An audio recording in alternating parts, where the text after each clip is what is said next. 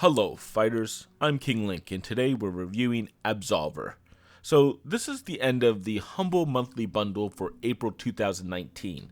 I've already reviewed Northgard and Mutant Year Zero. I'll link those at the end so you can find them easily. Let's talk about the third game, Absolver. Now, the Brawler genre really never made the transition into 3D. I know we've had attempts like Fighting Force on the PlayStation 1. If you haven't seen that game, you probably should. It actually was supposed to be Streets of Rage 4, but Sega kind of pulled out at the last minute. The genre of brawling games, and really fighting games, never made that transition into the 3D space.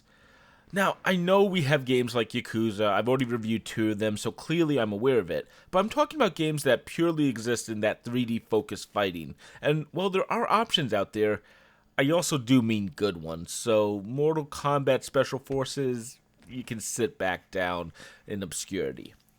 The fact is, though, I bring this up because Absolver might be the best free-roaming brawler I've played in a long time, at least if you look at it in the right way. The game looks pretty good. You can of course check the screen. We have my character running around fighting various enemies. They're all a bit generic, but they look decent and the attacks are colorful. The locations too are a bit memorable, and they look good, though only a few really stand out in my mind that I remember them.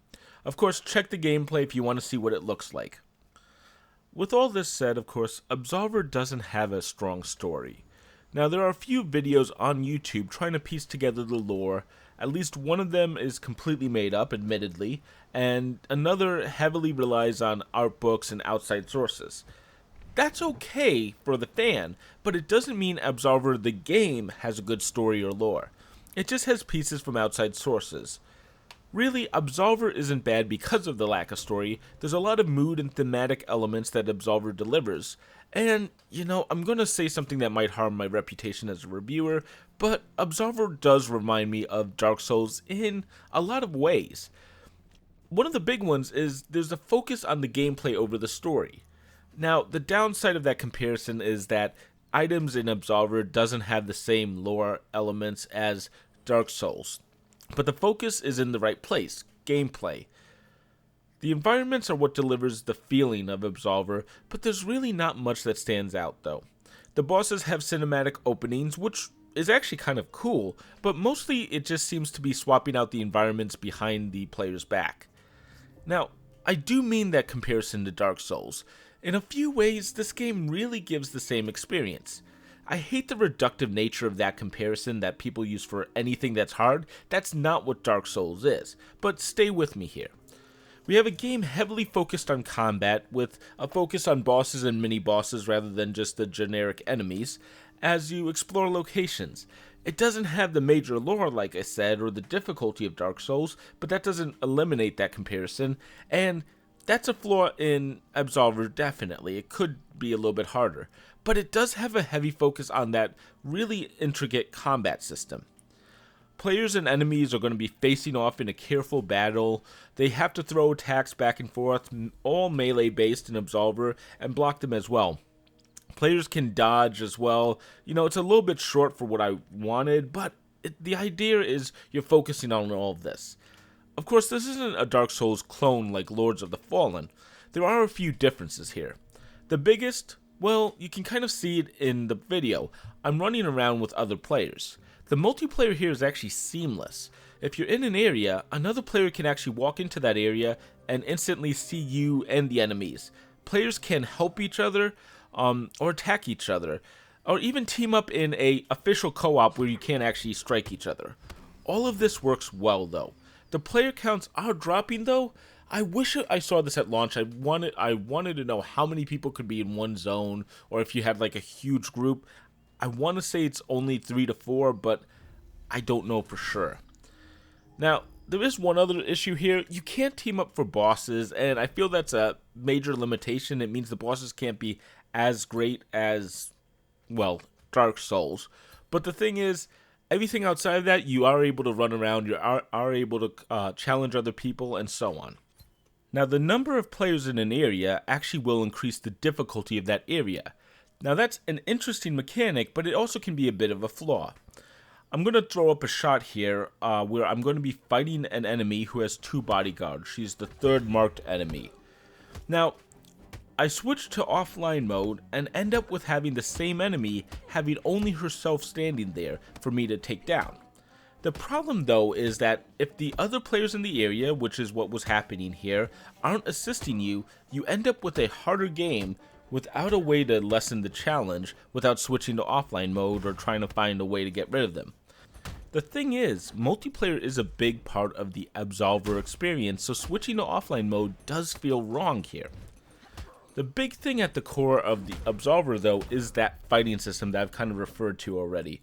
Players are able to create these nice movesets and build out different moves and attacks that form a fully set up fighting system around the player.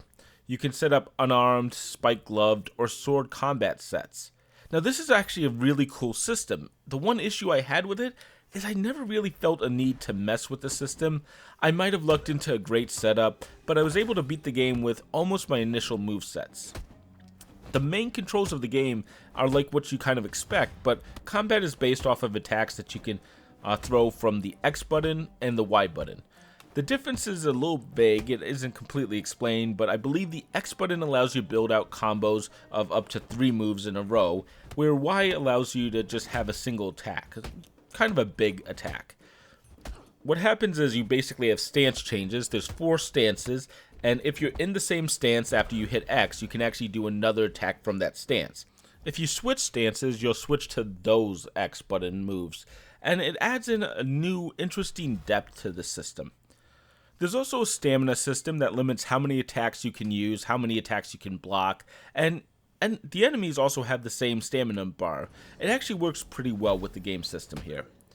Now, the one thing that actually could have really made this game feel different for me was these movesets, and while it works, the one problem I have is there's a big piece of the game where you're supposed to learn new moves, but they're just very hard to learn. I beat the game without learning a single move. The fact is, to learn a new move, you're supposed to go out and let enemies just wail on you while you block it or you use abilities. There's a few other things that work, but really that's the big way to learn it. Now, the issue I have with it, though, is it's very slow. I wanted to confirm that I knew exactly how the system works, so I went out to learn a move. It took maybe about 5 minutes of a single enemy using the same combo on me over and over for me to earn credit for just one of those moves. You know, it just takes a long time, and I would have loved it if at 25% of the learning I could start using it, maybe be penalized, but learn it by use. That's not how it works, and it means that learning moves isn't really necessary in the game. It's a shame because it's actually kind of an interesting system, it just isn't that important to the game. The enemies themselves aren't that hard in the game, and while more people spawn harder enemies, or more of them at least, I only struggled at one point in the game, the one that you've seen, and the final boss did defeat me one time, but I was close to beating her, and I basically finished the game on the second attempt. It's not really a hard game overall. Now, after you beat the game, you can go into PvP, which is called combat trials here. You can do 1v1, 3v3, and so on. But it actually took me a long time to find my first opponent, and I really didn't follow it up with another run. That's a major part of the game to fans. That's what people seem to think is the real game. And okay, I agree with that. But it's not something that really interested me, and it doesn't seem like the player counts are there to really support it for the long term. I don't know if I'd actually bank on it, especially because the player counts now are around 100 and probably dropping after this month.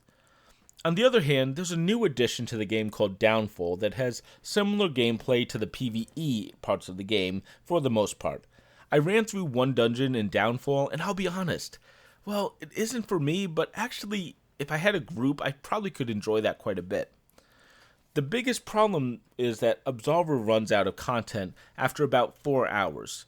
Now, I could imagine that Downfall maybe would take me an hour or two to run through the, I believe, 3 levels that they have, but overall, this is a $30 game. It doesn't have the legs or the player base to really keep it going for very long. The thing is, Absolver's combat, the core system of the game, is wicked interesting. The fighting engine here is solid, and it's a shame there's not more for it. I know I called it Dark Souls, and I still think in a lot of ways this game does have similar functionality to that, but if the game was a little more difficult or had a decent amount more content, I think we'd be calling this a major game. Sadly, it is too short, it is a bit too expensive, and the player count really isn't here, so the PvP will be limited. And the fact is, I just can't recommend it because of pretty much all of that. I give Absolver a 2 out of 5. Now, if you get this in the Humble Monthly Bundle, maybe I'd give it a 3, just because it's not bad, it's just expensive for what it is, even for how interesting its core system is.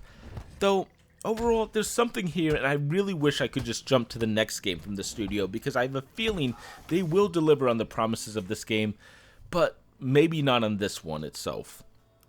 That is Absolver, and tomorrow I will put out a roundup of my opinions on the Humble Monthly Bundle for April 2019, and after that, well, we're going to go back to normal reviews, and I'm glad because I have the Hex from the same developer who brought us Pony Island, and honestly, I've been dying to talk about that game.